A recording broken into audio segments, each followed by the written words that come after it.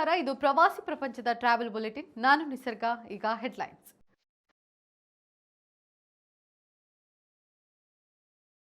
ಪೂರ್ಣ ಪ್ರಮಾಣದ ಸಫಾಯಿ ಬೆನ್ನಲ್ಲೇ ಮಹತ್ವದ ಸಭೆ, ಅಧಿಕಾರಿಗಳೊಂದಿಗೆ ಚರ್ಚಿಸಿದ ಸಿಎಂ ಡಿಕೆ ಶಿವಕುಮಾರ್. ರಾಷ್ಟ್ರ ರಾಜಧಾನಿಯಲ್ಲಿ ಗ್ರೀನ್ ರೆವಲ್ಯೂಷನ್, ಪೆಟ್ರೋಲ್ ಡೀಸೆಲ್ ಗಾಡಿಗಳಿಗೆ ಬ್ರೇಕ್ ಹಾಕಿದ ಸರ್ಕಾರ. ಭೀಮಾಶಂಕರ ತೀರ್ಥಯಾತ್ರೆ ಅಭಿವೃದ್ಧಿ ಯೋಜನೆ, ಮಹಾ ಸರ್ಕಾರದ ಮಹತ್ವದ ನಿರ್ಧಾರ.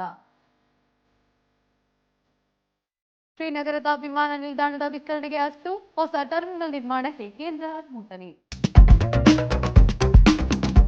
ಕರ್ನಾಟಕದಲ್ಲಿ ಸಫಾರಿ ಚಟುವಟಿಕೆಗಳಿಗೆ ಪೂರ್ಣ ಪ್ರಮಾಣದ ಅವಕಾಶ ನೀಡಿದ ನಂತರ ಸದ್ಯ ಮುಖ್ಯಮಂತ್ರಿ ಡಿಕೆ ಶಿವಕುಮಾರ್ ಅರಣ್ಯ ಇಲಾಖೆಯ ಅಧಿಕಾರಿಗಳೊಂದಿಗೆ ಸಭೆ ನಡೆಸಿದರು. ಸಭೆಯ ನೇತೃತ್ವವನ್ನು ವಹಿಸಿದ್ದ ಸಿಎಂ ಸಫಾರಿಗಳ ಪೂರ್ಣ ಪ್ರಮಾಣದ ಕಾರ್ಯನಿರ್ವಹಣೆ ಬಗ್ಗೆ ಕೂಲಂಕುಷವಾಗಿ ಚರ್ಚೆ ನಡೆಸಿದರು. ಪ್ರಾಣಿ ಸಂಘರ್ಷದ ತಡೆಗೆ ಹಲವಾರು ಮಹತ್ವದ ನಿರ್ಧಾರಗಳನ್ನು ಕೈಗೊಂಡಿರುವ ರಾಜ್ಯ ಸರ್ಕಾರ ಅನಿಮಲ್ ಕಾರಿಡಾರ್, ಟ್ರೆಂಚಿಂಗ್, ಫೆನ್ಸಿಂಗ್ ಮತ್ತು ಥರ್ಮಲ್ ಡ್ರೋನ್ ಸರ್ವೇಲೆನ್ಸ್ ಕುರಿತು ಅಧಿಕಾರಿಗಳೊಂದಿಗೆ ಚರ್ಚಿಸಿದರು. ಇದಲ್ಲದೆ ಸೂಕ್ಷ್ಮ ಪ್ರದೇಶಗಳ ಮೇಲೆ ಹದ್ದಿನ ಕಣ್ಣಿಡುವಂತೆ ಸಿಎಂ ಆದೇಶಿಸಿದ್ದಾರೆ. ದೆಹಲಿ ಸರ್ಕಾರ ಹೊಸ ಎಲೆಕ್ಟ್ರಿಕ್ ವಾಹನ ನೀತಿಯನ್ನ ಜಾರಿಗೆ ತರಲು ಗ್ರೀನ್ ಸಿಗ್ನಲ್ ನೀಡಿದೆ. ಈ ಹೊಸ ನೀತಿಯ ಅನ್ವಯ ಪೆಟ್ರೋಲ್, ಡೀಸೆಲ್ ಮತ್ತು ಸಿಎನ್ಜಿ ಕಮರ್ಷಿಯಲ್ ಗಾಡಿಗಳ ರಿಜಿಸ್ಟ್ರೇಷನ್ ಸಂಪೂರ್ಣವಾಗಿ ಬಂದ್ ಆಗಲಿದೆ ಎಂದು ಸರ್ಕಾರ ತಿಳಿಸಿದೆ. ಜುಲೈ 1ರಿಂದಲೇ ಈ ಹೊಸ ಇವಿ ಪಾಲಿಸಿ ಜಾರಿಗೆ ಬರಲಿದ್ದು, ಬರೋಬ್ಬರಿ 7,000 ಕೋಟಿ ಬಜೆಟ್ಗೆ ಅನುಮೋದನೆ ನೀಡಲಾಗಿದೆ ಎಂದು ಸಿಎಂ ರೇಖಾ ಗುಪ್ತಾ ತಿಳಿಸಿದ್ದಾರೆ. ದೆಹಲಿಯಲ್ಲಿ ಉಂಟಾಗುತ್ತಿರುವ ಮಾಲಿನ್ಯ ಮತ್ತು ವಾಹನ ದಟ್ಟಣೆ ಗಮನದಲ್ಲಿರಿಸಿ ಈ ನಿರ್ಧಾರ ಕೈಗೊಳ್ಳಲಾಗಿದೆ ಎಂದು ಅಧಿಕಾರಿಗಳು ತಿಳಿಸಿದ್ದಾರೆ.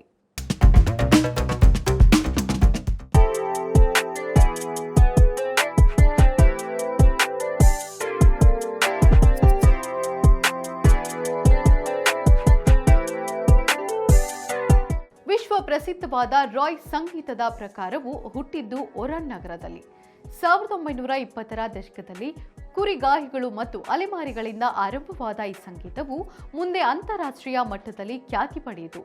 ಖಾಲಿದ್ ಅವರಂತಹ ಪ್ರಸಿದ್ಧ ಗಾಯಕರು ಈ ನಗರದವರೇ. ಒರಾನ್ ನಗರದ ಸಾಂಸ್ಕೃತಿಕ ಜೀವಾಳವೇ ಈ ಸಂಗೀತ.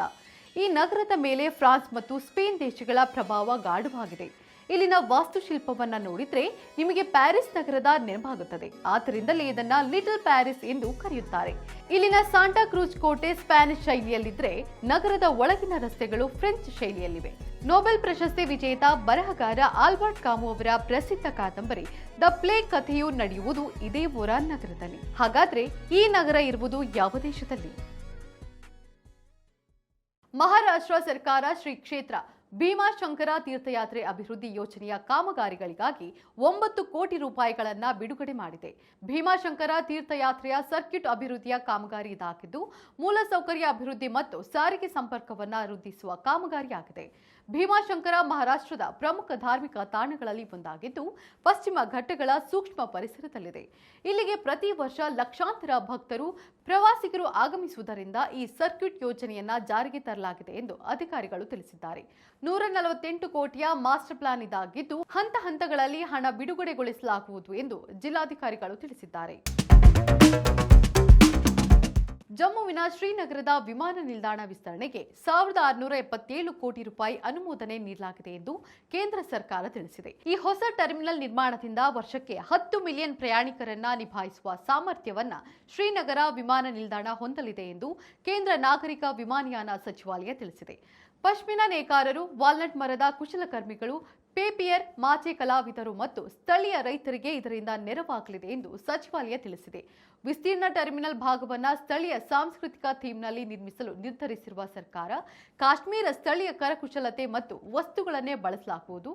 ಇದು ವೋಕಲ್ ಫಾರ್ ಲೋಕಲ್ ಅಭಿಯಾನದ ಭಾಗವಾಗಲಿದೆ ಎಂದು ಅಧಿಕಾರಿಗಳು ತಿಳಿಸಿದ್ದಾರೆ.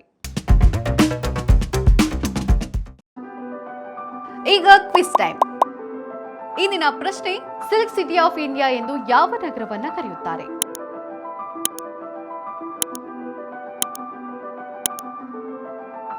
ಸರಿಯಾದ ಉತ್ತರವನ್ನ ಕಮೆಂಟ್ ಮಾಡಿ ತಿಳಿಸಿ. ಇದಾಗಿತ್ತು ಇವತ್ತಿನ ಟ್ರಾವೆಲ್ ಬುಲೆಟಿನ್. ನೋಡ್ತಾ ಇರಿ ಪ್ರವಾಸಿ ಪ್ರಪಂಚ. ವಿಹಾರ್ ವೇ ವಿಶ್ವ. ನಮಸ್ಕಾರ.